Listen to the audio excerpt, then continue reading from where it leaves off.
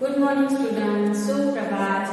આજે ધોરણ 2 ગણિત અને ચેપ્ટર 9 આપણું 8મું ચેપ્ટર પૂરું થઈ ગયું છે, જેમાં આપણે દશક એકમ એ કરી લીધું છે. અને ચેપ્ટર 9 પાર્ટ 1 મજાનો દિવસ. તમને એમ થતું હશે કે મજાનો દિવસ હોય એવું હોય કે ગણિતમાં હોય, પણ એમાં ઘણું બધું શીખવાનું છે. ગણિત સાથે તમે એમાં ઘણી બધી વસ્તુ શીખશો જે તમે ગુજરાતીમાં, જનરલ નોલેજમાં બધામાં જ કામ આવશે. બરોબર છે? તો આપણે બધાને સોમ, મંગળ, બુધ કે વારના નામ તો આવડે જ છે, પણ આજે પહેલો કયો, બીજો કયો, ત્રીજો કયો એવી રીતે યાદ રાખીને આપણે પ્રશ્નના જવાબ આપવાના છે. તો મેં અહીંયા એક ચિત્ર દોરીને રાખ્યું છે, જેમાં અઠવાડિયું, એટલે અઠવાડિયાના આપણા કેટલા વાર હોય તો કે 7. આ વસ્તુ ધ્યાન રાખજો. અઠવાડિયાના કેટલા વાર હોય? 7. કયા કયા? સોમવાર, મંગળવાર, બુધવાર, ગુરુવાર, શુક્રવાર, શનિવાર અને રવિવાર. આપણે આવડે છે. આપણે શાળાએ આવીને એટલે આપણે રોજ બોર્ડ ઉપર એ વસ્તુ લખીએ છીએ, આપણે નોટબુકમાં પણ લખીએ છીએ. તો સૌથી પહેલો વાર કયો છે? હા, સોમવાર.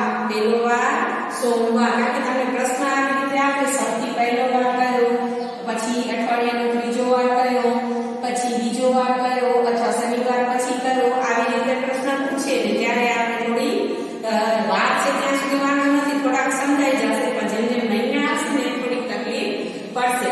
તો ત્રીજો વાર એટલે બુધવાર, ચોથો વાર એટલે ગુરુવાર, પાંચમો વાર એટલે શુક્રવાર, છઠ્ઠો વાર એટલે શનિવાર અને સાતમો દિવસ આપણો છેલ્લો મજાનો દિવસ એટલે કે રવિવાર. ત્યારે તમને બધાને ખૂબ જ મજા આવે, કારણ કે શાળામાં રજા હોય. અત્યારે તો રજા જ છે, પણ નહીંતર આપણે રવિવારની શું કરતા હોઈએ? રાહ જોતા હોય. તો સૌથી છેલ્લો વાર કયો તો કે રવિવાર, ને સૌથી પહેલો વાર કયો તો કે સોમવાર. હવે આના ઉપરથી અમુક પ્રશ્નો તમારે તમારા નોટમાં, પહેલા તો તમને આવી રીતે લખવાનું છે, તમે આ સર્કલ લખાવો તો જરૂર નથી, પણ આપણે ઉપર લખશું કે દિવસ શું કહેવાય, વાર કેટલા અઠવાડિયાના તો કે 7.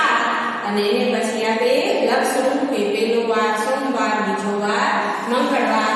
તો આ વસ્તુ તમારે હોમવર્કમાં કરવાની રહેશે, અને એના પછી આપણે નેક્સ્ટ વિડીયોમાં મળશું, ત્યારે એથી આગળ જોશું. Okay, thank you.